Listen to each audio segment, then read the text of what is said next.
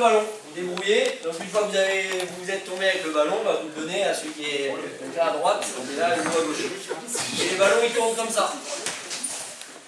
Donc je tombe avec le ballon, je m'organise pour tourner avec le ballon. Et l'objectif, est-ce que je vous ai demandé de vous tourner? Non, donc l'objectif c'est toujours de tomber vers l'avant. Ça va fait? Voilà, il y a les filles qui veulent tester. Ah, il faut tomber. Sur le deuxième? Ah, sur le deuxième, non. Sur le premier, oui. Sur le deuxième, non. Donc tomber avec le ballon. Je me relève tranquille, je fais ma passe. Vous voyez les techniques. S'il fait le ballon là, et s'il la libère là-bas, je peux agir directement parce que je sais et je vois toujours le ballon. Et si tu es le plaqueur, le relevé. Oui, c'est ça que tu veux dire. Je suis adversaire. L'adversaire, je suis debout. Donc soit j'ai été déjà plus vite et je suis déjà debout, soit je suis un collègue du plaqueur. Et en plus, et c'est pour ça qu'on accélère le truc, c'est maintenant, si je passe un petit peu chez les plus grands, moins de 14, moins de 16, moins de 18, etc., et que là le contest dans les mains du porteur de balle est autorisé, bah en fait ma cible elle est hyper facile, donc techniquement c'est facile de m'organiser pour ramasser un ballon. Hyper simple. Remets-toi.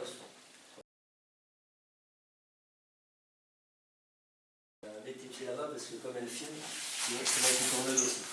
Voilà. Objectif, qui me cache le ballon. Et lui en fait là, il va libérer le ballon.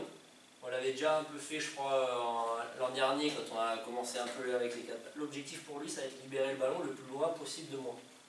Donc là tu t'organises comme tu veux, c'est toi qui donnes le top départ. Ok. Moi mon objectif, si on le fait un petit peu avec un petit jeu en duel, cache le ballon, il vient de tomber. Bah, l'objectif c'est lui qui donne le départ. Moi je dois juste toucher le ballon sans bouger mes appuis avec ma main. Comme tu veux Hugo. Ouais. Voilà, j'ai perdu, j'ai pas touché le ballon. Donc là en fait, c'est repart des genoux, tombe, et là tu lui fais une passe s'il est présent, s'il n'est pas présent, tu fais rouler la balle dans ton corps. Ok. Même jeu, si vous voulez l'apprendre avec vos gosses et puis faire des petits trucs intéressants, là l'objectif c'est qu'il tombe où il veut. Moi, avant que lui récupère le ballon, il faut que j'arrive à toucher le ballon de la main. Comme tu veux. On peut faire ça 10 fois. Je pense que si j'y arrive une fois, c'est que je suis bon. Et si je suis mauvais, je le toucherai 0 fois. Donc en fait, c'est ça l'important, c'est apprendre à ce joueur en sécurité de tomber vers l'avant et plutôt en cachant le ballon. Je ne vous dis pas que c'est toujours faisable, je ne vous dis pas que c'est hyper facile pour les gosses, mais sauf qu'un gosse, il préfère tomber là ou là, vers l'avant. Un petit jeu, on a 2 ballons, on est nombreux, on va pas... C'est Hugo, il va tomber, et en fait, c'est le soutien derrière qui va décider s'il est proche comme ici ou s'il est loin. Et après, à Hugo de s'adapter, c'est s'il doit faire une passe ou s'il doit faire rouler le ballon. Ok ? L'exemple, c'est ça, c'est toi qui décides où tu es. Hugo, il démarre quand il veut, hop, avec les deux mains, hop, il tombe, ok. S'il y a du monde, ok. S'il n'y a personne, reste au fond. Hop, on fait la démo au plus vite. S'il n'y a personne, vas-y Hugo, organise-toi pour faire rouler le ballon vers lui. Tu sais qu'il est loin, organise-toi pour faire rouler le ballon vers lui. Hop, stop. Est-ce que le ballon il roule vers lui? Allez, organise-toi. Ah, tu peux rester déjà là. Organise-toi techniquement pour que le ballon roule vers lui. Ok, voilà, juste ça, apprendre à faire à rouler le ballon. Et je pense qu'il y aura mieux avec ses deux mains. S'organiser à faire rouler le ballon avec les deux mains au sol. Ok, et après du coup il y a une histoire de jeu en ballon au sol. On va voir le premier jeu avec des opérateurs, avec des rebonds. Parfait, super. Parfait, regarde. Ballon, c'est un ballon de rugby, ça roule pas droit, mais ça arrive quand même à... Ça fait 5 mètres à peu près. Ouais, sans démonter les coups. Là, comme ça, le fait de rendre mort le ballon, c'est pour ça que c'est sifflé. C'est pour ça qu'on ne veut pas que les joueurs là, ils tombent et ils posent la balle. C'est pas libérer le ballon ou poser le ballon. Et à la fois dans la règle du jeu au contact, parce qu'on a dit que c'est soit une passe, soit faire rouler le ballon à plus d'1 mètre de soi. Et en fait, dans la règle du jeu au contact, c'est assimilé à quoi? S'il libère pas le ballon. Il tient le ballon au sol.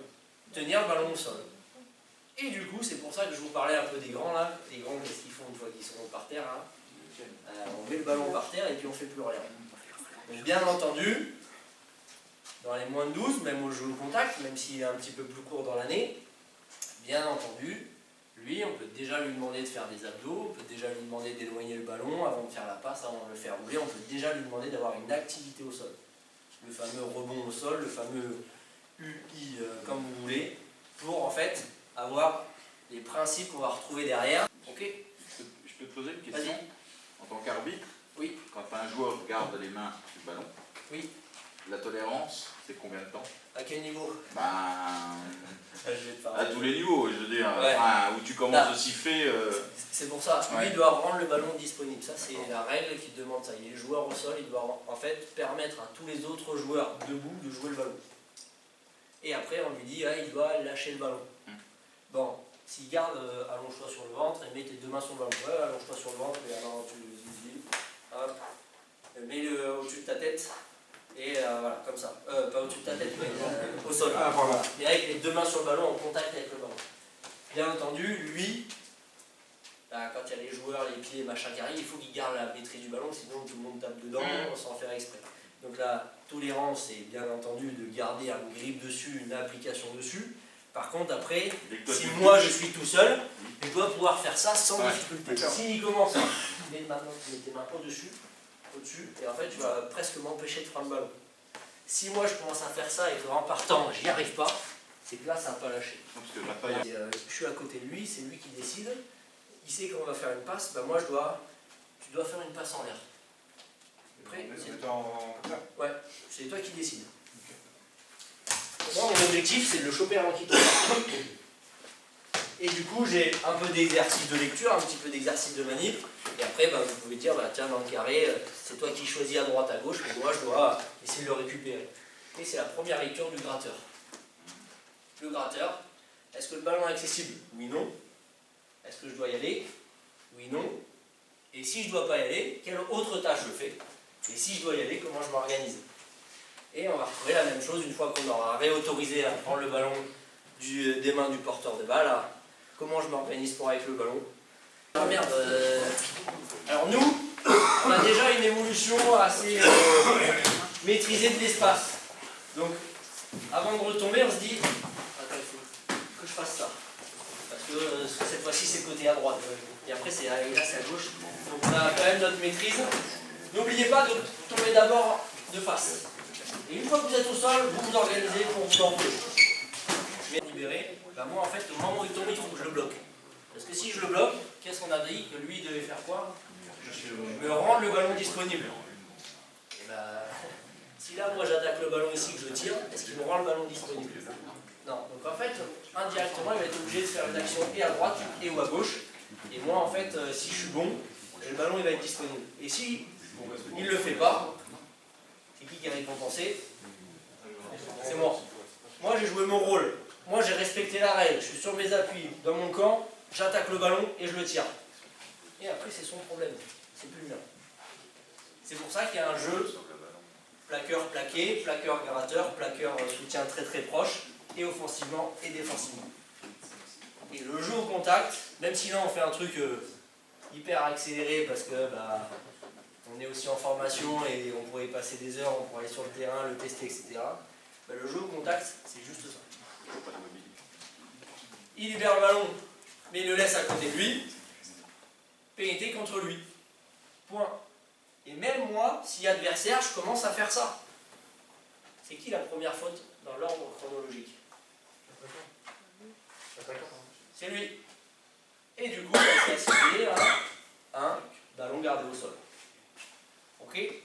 Et si je siffle de suite, on va éviter les tête-tête, on va éviter les collisions, on va éviter... Alors, on n'évitera pas toutes les collisions. 7 et 10 là, sur le... Ouais. Les moins de 10 et les moins de 12, avec cette nouvelle règle qui est apparue, que les soutiens offensifs et défensifs n'avaient pas le droit d'amener leur vis-à-vis au sol. On se remet. Désolé, on se roule un peu par terre. Je ne sais pas si vous l'avez vu, mais c'est dans le règlement cette année et c'est marqué en rouge. Ouais. Et puis j'ai envie de vous dire... Sur le jeu à 7 ou à 10, que ce soit pour les moins de 10 ou moins de 12. Rugby éducatif. Là, Hugo il est au-dessus. On va le mettre entre doigts, même si on n'est pas très bas. En fait, c'est simple. Lui, qu'est-ce qu'il a le droit de faire, lui? Pousser et... Récupérer le ballon. Alors, est-ce qu'il aura le droit de récupérer le ballon dans la règle? Non. Non, parce que lui, il ne peut pas manipuler le ballon. Par contre, il peut gagner l'espace et permettre à son équipe de changer les lignes de hors-jeu et de récupérer le ballon. Et en fait, la règle qui est écrite en rouge, c'est tout simplement le prendre et le plaquer. Non mais c'est ça qui est écrit en rouge, c'est interdit de mettre le joueur au sol. C'est le prendre et le plaquer. Par contre, attention, il faut qu'on reste avec un esprit rugby. Ils luttent, ils font semblant de lutter là, lutter un petit peu. Dans la lutte, le duel est gagné par l'un ou par l'autre. Qu'est-ce qui va se passer? Il va y en avoir un qui va en déséquilibre et il va y avoir une chute. Et cette chute, elle est légale. Il faut qu'elle advienne après une lutte. Par contre, ce qu'on ne veut pas, et notamment encore à l'école de rugby, c'est je prends, je renverse, et du coup, quand je dis je renverse, je prends, je plaque, comme ça je ne parle pas de... Voilà. Je prends, je tourne. Maintenant, je prends, je tire. Oui, mais il y a une autre question aussi, c'est que normalement, quand tu es en contre-rock, tu n'as pas le droit de prendre les appuis. Alors, ça, c'est pour gagner une lutte. Oui. Quand il est ancré au sol, pardon. Il est ancré sur le joueur. Qu'est-ce qu'on a fait tout à l'heure pour essayer de gagner notre duel tous les deux? On a enlevé un appui. On a enlevé ça, le coude, on a enlevé la main, et on a enlevé ça. Qu'est-ce qui m'interdit de faire ça dans le rugby? De soulever un appui d'un joueur. Tu as le droit de soulever l'appui. Oui, par contre, qu'est-ce que je n'ai pas le droit de faire derrière? De le faire tomber, de le retourner, de voir les images qu'on voit où les mecs ils balancent. Ah non. Par contre, dans la lutte, il faut bien que pour gagner ma lutte, lui il garde ses appuis, ou si c'est à lui, si c'était moi le mec qui vient gratter, qu'est-ce qu'il va chercher à faire? Me déséquilibrer, enlever mes mains, donc il va m'enlever des appuis. À tous les niveaux, tu as le droit de le prendre, de lui faire perdre des appuis, de le pousser, mais tu n'as pas le droit de le balancer. Exactement. On est d'accord. Si tu veux, le truc là aujourd'hui, on est quand même de plus en plus, alors, moi, je trouve qu'il y a de plus en plus de mecs qui mettent de la vitesse dans les impacts et puis qui interviennent aussi dans les jambes. C'est la deuxième, c'est la deuxième cause. Donc là il est ancré. Qui régit cette règle. Là il est ancré. En fait, si je veux contre-roquer, il faut que je fasse quoi dans la règle? Se lier. Oui. Bon bah si j'arrive Tu à passes au la travers, vitesse, là je peux pas me lier. Et si tu fais. Alors, Je sais l'autre pas question. comment vous liez avec le bras le long du corps, mais moi j'y arrive. Quand est-ce que le raffut autre qu'au visage peut être jugé dangereux? C'est marqué main ouverte. Ah bah oui. Donc déjà ça, bah, interdit. Et après, c'est la même chose. Est-ce que c'est un raffut ou est-ce que c'est un coup?